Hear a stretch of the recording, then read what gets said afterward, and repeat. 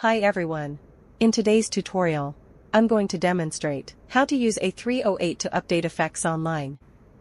First, connect the controller, light and PC as shown in the video. Make sure the controller is online. We adjust the mode to the last effect. The last effect of Seekway's controller mode is black light by default. We can see that there are 32 effects in the SD card now. Next, we update the effect file on Seekway Magic Player.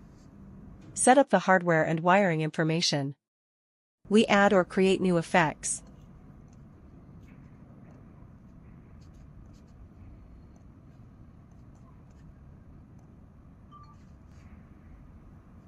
Output SD card file.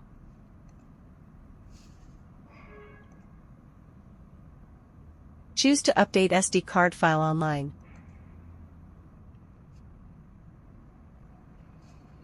Select the corresponding controller. Send SD effects. We can see the prompt of the update.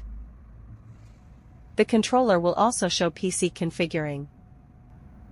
After the configuration is completed, the controller will restore the content of the main interface.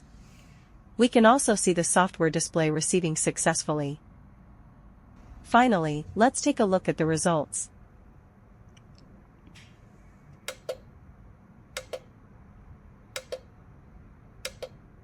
The effect file was updated successfully. The above is all about using A308 to update effects online.